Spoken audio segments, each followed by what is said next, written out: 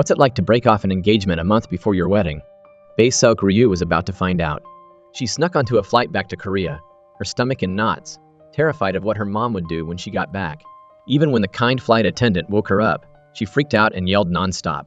Bae-seok Ryu arrived in Korea, all jittery and nervous, and immediately had her best friend, Jung Mo-yoon, pick her up from the airport. She was hoping her friend's strength would give her the courage to face her family. Jung Mo-yoon had no idea why Bae-seok Ryu was back and was excited to take her for some spicy rice cakes, tteokbokki, to welcome her home. Then, Bae-seok Ryu's little brother showed up for some tteokbokki too, and Bae-seok Ryu quickly pulled Jung Mo-yoon down to hide. That's when Jung Mo-yoon realized that Bae-seok Ryu might have done something big in America. Bae-seok Ryu quickly explained that she came back to surprise her family, saying that coming home the normal way was too boring. Before Jung Mo-yoon could even process it, Bae-seok Ryu dragged her back home, making sure to tell her friend Jung Mo-yoon had to stay by her side no matter what. Jung Mo-yoon finally realized her best friend had gotten herself into some serious trouble. Right then, the fire chief called, and Jung Mo-yoon used that as an excuse to slip away, abandoning her friend without a second thought. Bae-seok Ryu was on her own. She went home, only to find that the old, dingy bathroom in the alley had been transformed into a luxurious building. She remembered being embarrassed as a child when her mom had dragged her best friend, Choi Sung-hyo, into the women's bathroom. Choi Sung-hyo, who had started his own construction company, appeared just as Bae-seok Ryu was poking around the building, curious. He was a brilliant architect, a frequent award winner, and handsome to boot, making all the female employees swoon. 4 years had passed since they last saw each other, and both had grown up a lot. It turned out Choi Sung-hyo was designing the park, and to better understand the community's needs, he had consulted with a woman who had worked in funeral services for over 20 years. This woman had recently sent her own mother off, and instead of being heartbroken, she felt joy at being able to say goodbye to her mother. She hoped that people would feel a similar joy when visiting the park. Choi Sung-hyo was inspired and rushed back to his office to jot down his ideas. As soon as he arrived, he spotted Bae-seok Ryu sneaking around. They ran into each other and started arguing. Before they could say much, Bae-seok Ryu's mom and some friends appeared. In a panic, Bae-seok Ryu hid in a nearby trash can, hoping Choi Sung-hyo would help her and not reveal that they had met. Unfortunately, she left her suitcase on the street, and when her mom and friends got closer and saw the name on the suitcase, Choi Sung-hyo quickly claimed it as his. Bae-seok Ryu's mom kindly pushed the suitcase towards her, but she noticed Choi Sung-hyo protectively guarding it and asked him about it. Choi Sung-hyo quickly explained, guessing that Bae-seok Ryu had done something big in America and was afraid to face her family. Bae-seok Ryu didn't want to tell Choi Sung-hyo about the broken engagement, so she quickly dashed out of the trash can and into Choi Sung-hyo's company, claiming she needed to use the bathroom. After taking care of business, she wandered around his new office, even messing around with some of the furniture. Then, she walked into Choi Sung-hyo's office and saw that the ceiling design was like an ancient tomb. She laughed hysterically, teasing him for being a weirdo. But the fun was short-lived. Bae-seok Ryu tripped over a wire and almost got crushed by a bookshelf. Luckily, Choi Sung-hyo caught her just in time. Seeing the cut on Choi Sung-hyo's back from the falling bookshelf, she remembered all the times she'd accidentally hurt him when they were kids. He was used to these self-inflicted injuries, all thanks to Bae-seok Ryu. This time, Choi Sung-hyo knew she was in deep trouble and told her she needed to confess to her mom right away. If she didn't, her mom, with her fiery temper, would beat her to a pulp. Even though he was teasing her, Choi Sung-hyo was still worried about her safety and followed her home. Bae-seok Ryu had an idea when she saw a delivery guy's helmet. She opened her suitcase, grabbed some extra layers of clothing to shield herself from her mother's wrath, and went to her door. She dragged Choi Sung-hyo with her, as if she wanted him to face her mom with her. When a voice called from behind, she turned around and couldn't believe her eyes. She could only repeat, "Just listen to me for 1 second, it's not my fault. It's my fault."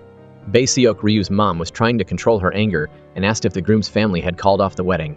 When she heard her daughter say it was her fault, she thought she had been cheating and couldn't take it anymore. She grabbed a bunch of scallions she was holding and threw them at Bae-seok Ryu. Choi Sung-hyo jumped in front of her, but the scallions rained down on him. Bae-seok Ryu's mom's friend quickly intervened, worried about her son. Bae-seok Ryu's dad also stepped in to stop his wife, wanting to hear his daughter's explanation. As her mom was about to unleash her fury, Choi Sung-hyo grabbed Bae-seok Ryu's hand, and they ran away together, finally escaping her mother's wrath. They ended up in a secluded spot, and Bae-seok Ryu, without any hesitation, used Choi Sung-hyo as a shield, peeling off the extra layers of clothing. They started arguing again. Choi Sung-hyo mocked her for lying about betraying her fiancé. Bae-seok Ryu proudly declared that she was a seductive viper, But Choi Sung-hyo just looked at her emotionlessly. Seeing that Bae-seok Ryu could still make jokes, Choi Sung-hyo couldn't help but feel sad. He asked her why she had suddenly decided to call off the wedding and give up the life everyone envied. Bae-seok Ryu sighed, feeling overwhelmed and wanting to find herself again after pushing herself to the limit with her studies and work. Choi Sung-hyo admired her courage and was about to say something encouraging when he received a call from Bae-seok Ryu's brother. Bae-seok Ryu's brother called to say her mom wanted her to come home and wouldn't hit her anymore.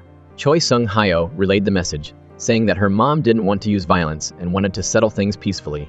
He then promised to go back to Bae-seok Ryu's house with her to give her some moral support. But when he turned around, he had a mischievous grin on his face. When they arrived, Bae-seok Ryu saw her mom crying on the couch and rushed to comfort her. But then her mom jumped up, yelling, "We're all going to die together." Choi Sung-hyo had to stand in front of the door, laughing slyly as he heard Bae-seok Ryu scream in pain. He remembered the days when he was a kid, being teased by other kids for not knowing how to speak Korean, and he smiled. It seemed like things would be loud and chaotic at home again, now that Bae-seok Ryu was back. Young-mo Yoon had no idea her best friend's family had been through such a big event. She was busy taking care of a drunk old man who had fallen in the park, as ordered by her captain. When she saw the old man's pale face, Young-mo Yoon tried to check his blood sugar and take him to the hospital, but he was rude and told her to stay away.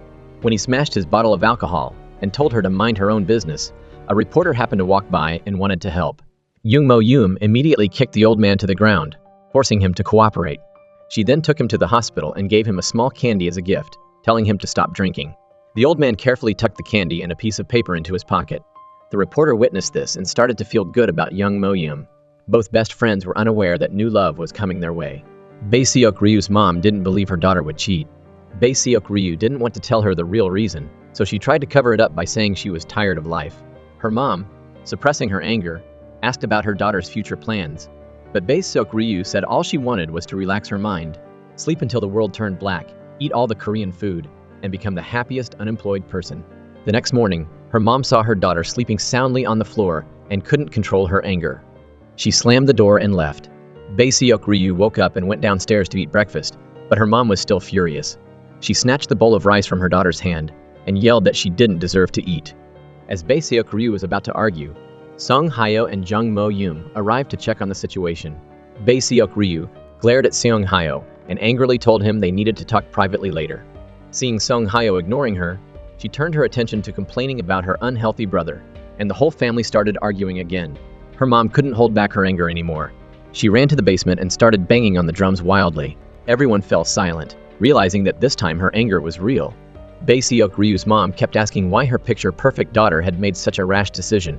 "Why did you do that?" she asked, shocked.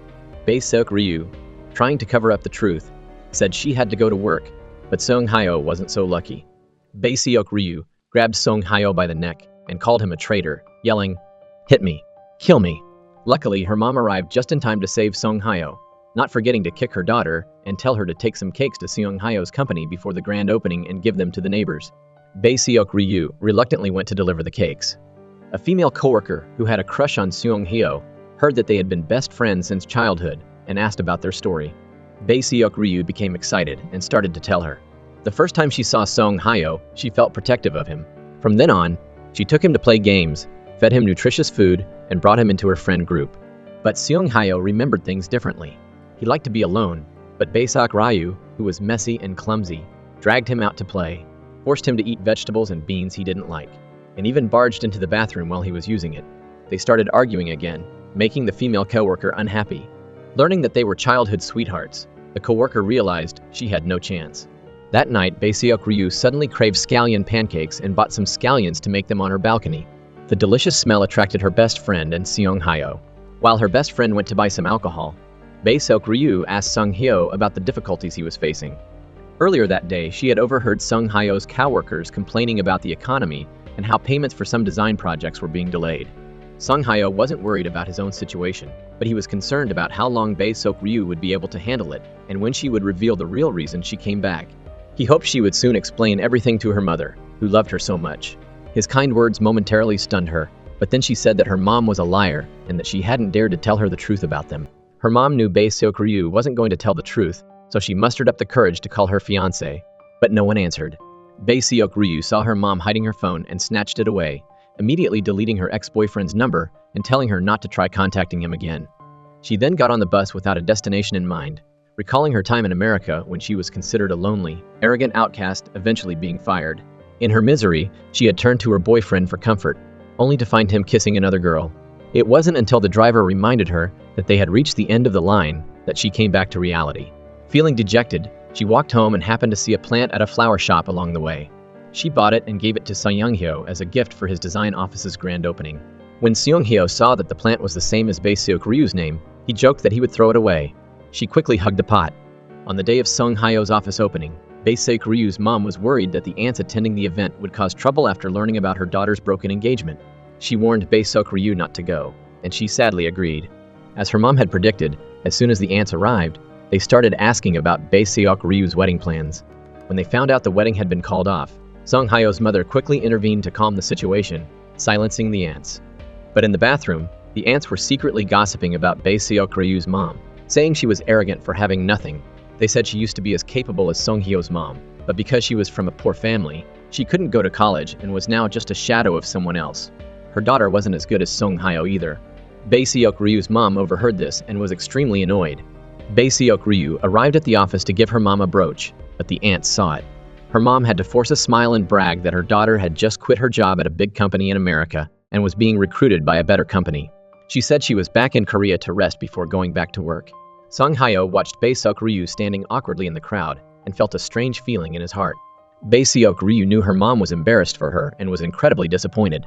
She saw her room full of messy belongings and realized her mom didn't want her back. Her mom actually did have those thoughts. She didn't say anything but threw Bae-seok-ryu's suitcase to the floor and scolded her for betraying her. Her mom had always thought her life was so miserable, and all she needed was her daughter to be successful. But now, seeing her daughter sleep all day and laugh foolishly, she felt completely disappointed.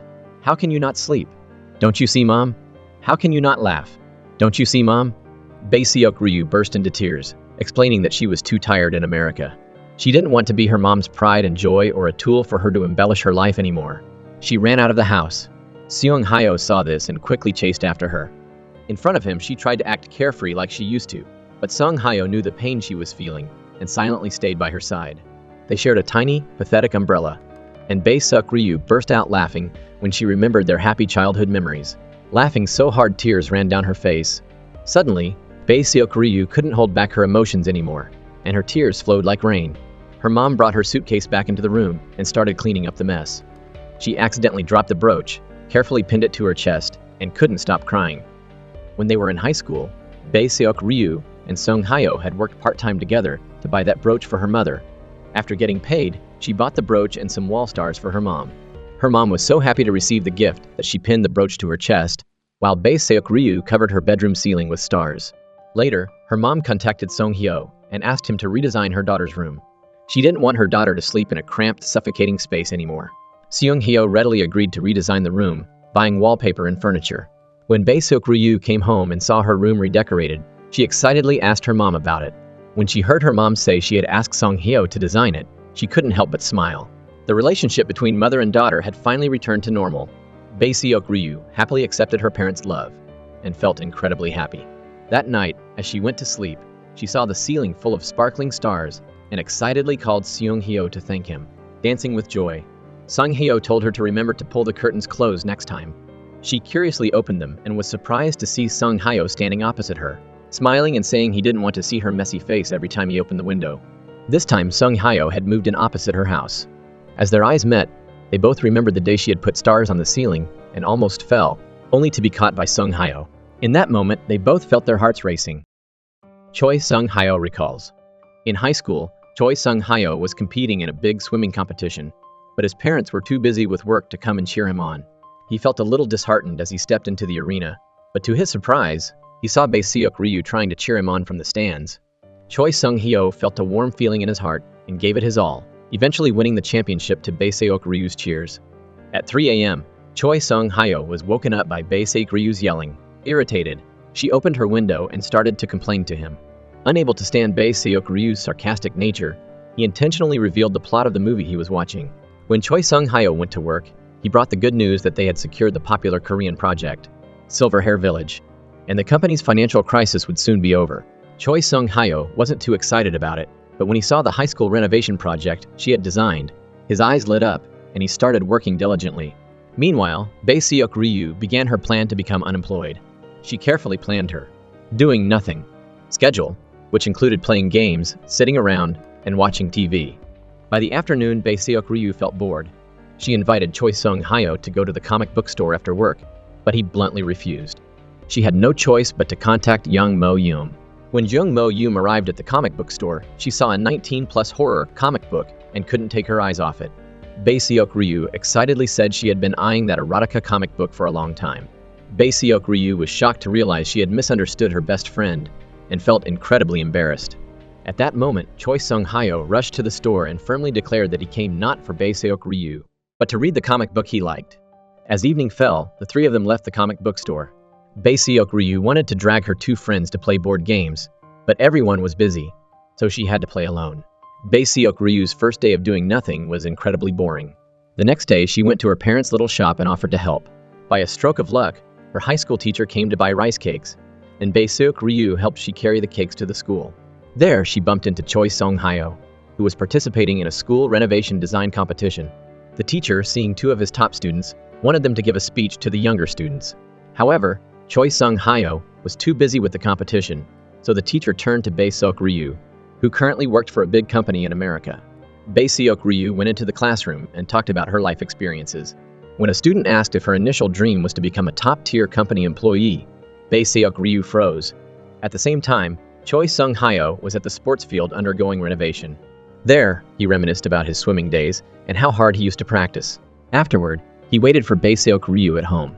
Seeing her quiet demeanor, he dragged her to the mountain behind their house, intending to dig up their time capsule they buried 10 years ago, which contained letters they wrote to their future selves. They searched diligently, but couldn't find the box. With Bae-seok Ryu's spirits low, she got up and left. Choi Sung-hyo hurriedly followed, both of them failing to notice a corner of the time capsule partially dug up. A new day dawned. Choi Sung-hyo and his colleague met with the clients of the Silver Hair Village project. The clients wanted to create the most luxurious village and demanded Choi Sung-hyo to replicate the design of a famous international architect. Infuriated, Choi Sung-hyo stormed off. He refused to modify and copy someone else's design. His colleague tried to reconcile, but Choi Sung-hyo remained resolute, arguing that it would compromise his self-respect as an architect. His colleague was agitated, extremely displeased with Choi Sung-hyo, letting his personal feelings affect the decision to decline a lucrative contract. The colleague's words hit a sore spot for Choi Sung-hyo, and they parted ways in a tense atmosphere. On the way home, Choi Sung-hyo saw Bae-seok Ryu talking with a job recruiter at a cafe and couldn't help but ask about her job in America. Bae-seok Ryu didn't say much, brushing it off casually. After talking to the recruiter, Choi Sung-hyo called Bae-seok Ryu back. They went to a public pond and had some drinks. Bae-seok Ryu talked about meeting the recruiter and being introduced to a few positions similar to her previous role, with decent salaries. Choi Sung-hyo wasn't concerned about the other conditions. She only wanted to know if Bae-seok Ryu would accept the job. Though making money was for survival, she hoped Bae-seok Ryu could do what she loved, not bow down to reality. She still remembered the old Bae-seok Ryu, whose eyes would light up with excitement when talking about her aspirations. But that was no longer the case. Bae-seok Ryu felt Choi Sung-hyo didn't understand her situation, but she forgot that Choi Sung-hyo had also experienced difficult times. Back then, Choi Sung-hyo was a promising swimmer. Before a competition, Bae-seok Ryu had gifted her a towel embroidered with "Good luck." Unfortunately, Choi Sung-hyo got into a car accident while crossing the street, injuring her leg and forcing her to give up swimming and her dream. This memory remained vivid in Choi Sung-hyo's mind, a period of darkness in her life. Bae-seok Ryu regretted the hurtful words she said to Choi Sung-hyo, but lacked the courage to apologize. The next day, Choi Sung-hyo arrived at the company. Her female colleagues heard that the two bosses had a fierce argument. Standing in the company's position when dealing with clients, they needed to remain humble. But Choi Sung-hyo was too arrogant and self-righteous. This stemmed from her privileged life. Because she hadn't experienced hardship, she had become idealistic. These words reminded Choi Sung-hyo of Bae-seok Ryu. Realizing the issue, she took the initiative to talk to her colleague and agreed to take on the project. On the other side, Bae-seok Ryu returned to her old school. Seeing the lively children, she remembered the recent speech she gave when a student asked her about her initial dream. The word, dream, felt too far-fetched for her. Initially, she just wanted to top her class, become her mother's pride, and receive everyone's recognition. Looking back now, she realized she had been too concerned with others' opinions and never truly considered what she wanted to do. Bae-seok Ryu waited until evening, when the students left, and began digging up the time capsule she buried 10 years ago. Her former teacher noticed her sneaky behavior and invited her to his office for tea. During the conversation, Bae-seok Ryu confessed that she had resigned from the American company, or more accurately, she had been fired. The teacher spoke about his feelings. Back in school, Bae-seok Ryu always excelled, which made she worry. What would Bae-seok Ryu do if she ever failed?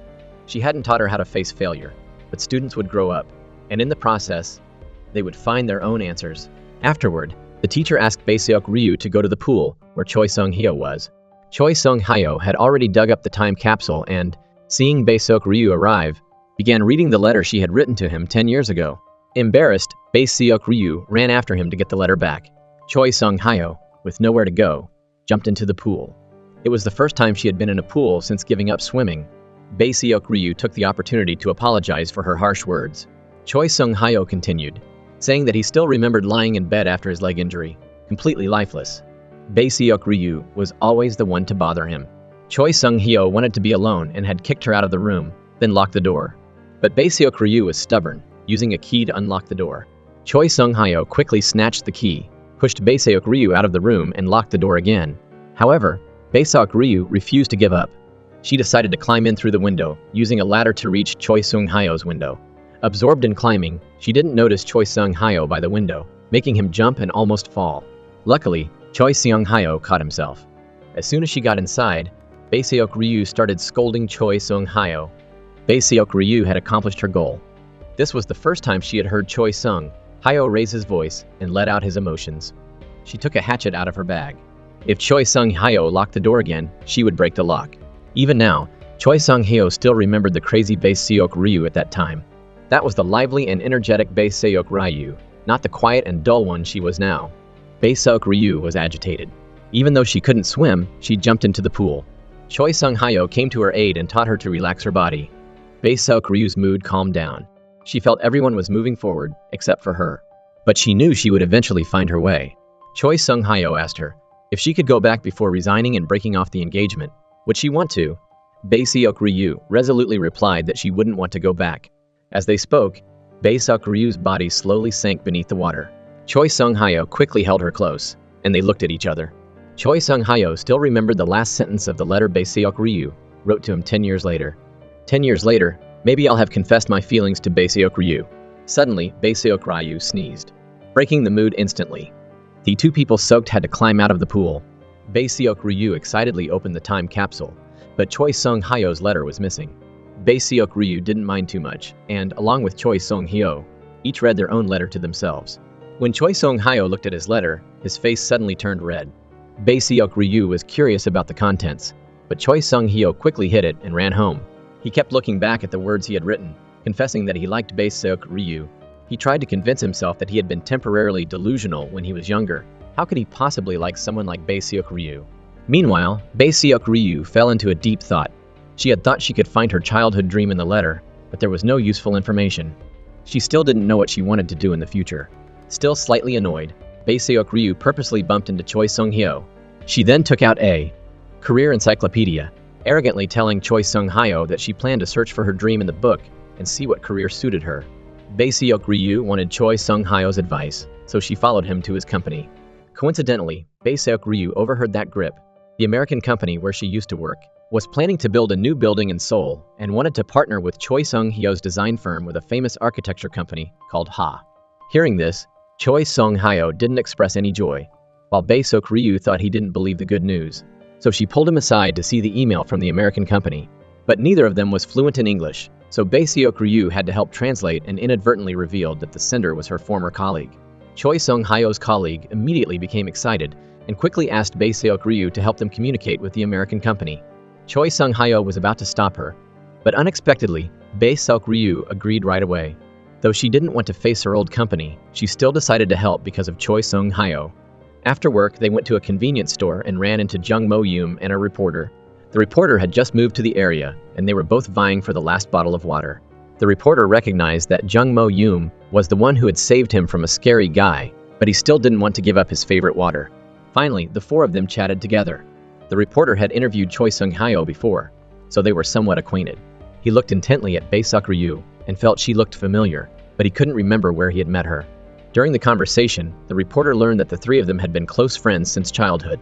Choi Sung-hyo curiously asked the reporter where he had lived before, but he stammered and quickly made an excuse to leave, which made everyone feel strange. Thanks to Bae-seok Ryu's help, communication with Grip went smoothly, and she even scheduled a meeting with the person in charge. Her colleagues enthusiastically praised Bae-seok Ryu and asked why she left the American company. But before she could answer, they received a complaint call from a client and hastily pulled Choi Sung-hyo away to deal with it. As they left, Bae-seok Ryu overheard the Grip representative talking about how they prefer to partner with Ha over Choi Sung-hyo's new company. Bae-seok Ryu rushed to Choi Sung-hyo's office and stopped him from continuing the partnership with Grip, as they had a preferred company. After the video meeting, they forgot to mute the audio, and Bae-seok Ryu heard them predetermine the outcome, labeling Choi Sung-hyo's company as inexperienced.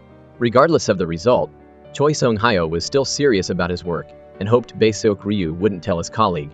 Bae-seok Ryu was very worried.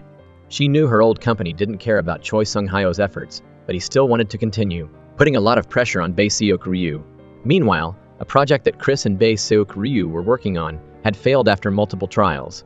Bae-seok Ryu suggested trying again, but the two new members of the team objected.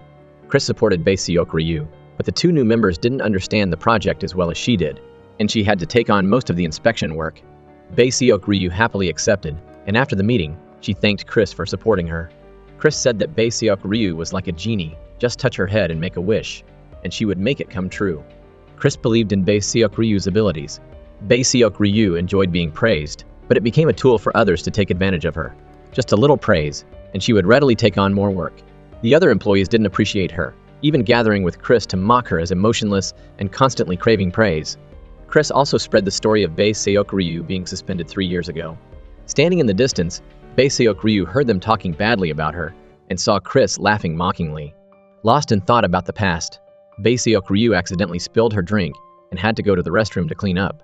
When she came out, she ran into Chris. Under the guise of concern, Chris brought up the incident from 3 years ago. Bae-seok Ryu clearly didn't want to talk about it, but Chris said that he was sad to see Bae-seok Ryu leave the company because he had lost his easy-to-control genie. Then, he touched Bae-seok Ryu's head. At that moment, Choi Sung-hyo suddenly appeared, grabbed Chris's shirt, and threatened him. Chris didn't seem scared, even mocking Choi Sung-hyo for his tiny company daring to compete with Grip. Bae-seok Ryu quickly stopped Choi Sung-hyo, afraid he would hit Chris. Chris threatened to sue Choi Sung-hyo's company. Bae-seok Ryu heard this and, feeling responsible, decided to leave Choi Sung-hyo's company. Chris took advantage of the situation and demanded Bae-seok Ryu say, "Please." When begging, Bae-seok Ryu was so angry that she punched and kicked Chris, warning him that if he dared to touch Choi Sung-hyo's company, she would expose the evidence of Chris stealing products and manipulating others' emotions. After saying this, Bae-seok Ryu left alone. She wanted to be by herself. Choi Sung-hyo didn't say anything, just followed her. Seeing her wearing uncomfortable heels, he gave her the pair of slippers he had just bought. To help Bae-seok Ryu cheer up, Choi Sung-hyo wrote Chris's name on a piece of paper and added a curse, hoping he would become obese and bald. Cursing the nasty guy together with her best friend felt good, and Bae-seok Ryu's mood brightened considerably. Just as he was hanging up the lock, her colleague called to inform he that the company had received another project from Grip. Furthermore, Chris had been permanently fired from Grip. Who could have guessed that Bae-seok Ryu's colleague had a habit of recording meetings and had captured the entire conversation with Chris, including his promise to not let Choi Sung-hyo and his colleagues get away with it. Bae-seok Ryu's colleague sent the recording to the vice president of Grip, whom he had been following on social media. They had connected because of shared interests and occasionally exchanged a few words. Since Chris didn't play by the rules, Bae-seok Ryu's colleague didn't need to be polite. He sent the recording to the vice president of Grip. The colleague even schooled Chris, saying that he was Korean, but didn't use honorifics with his colleagues, forcing Chris to address him as Hyung, older brother. When Bae-seok Ryu heard the news, she happily hugged Choi Sung-hyo. Choi Sung-hyo remembered how, back then, Bae-seok Ryu had skipped her mock exam to watch him compete in swimming. Choi Sung-hyo was touched because his parents weren't there, and only Bae-seok Ryu came to cheer him on. Choi Sung-hyo had hung his gold medal around Bae-seok Ryu's neck as a gift. Since knowing Bae-seok Ryu, Choi Sung-hyo had liked her, and their classmate, the reporter, had captured that moment, which was why he found Bae-seok Ryu familiar. Later, Choi Sung-hyo went to America to visit Bae-seok Ryu and brought her favorite comic books. Bae-seok Ryu happily hugged Choi Sung-hyo, and they drank together. As they got drunk, Bae-seok Ryu slowly leaned toward Choi Sung-hyo. Choi Sung-hyo thought she was going to kiss him, but she suddenly collapsed into his arms and fell asleep. The episode ends. Okay, that's all for today. Leave a comment and subscribe to my channel for more episodes.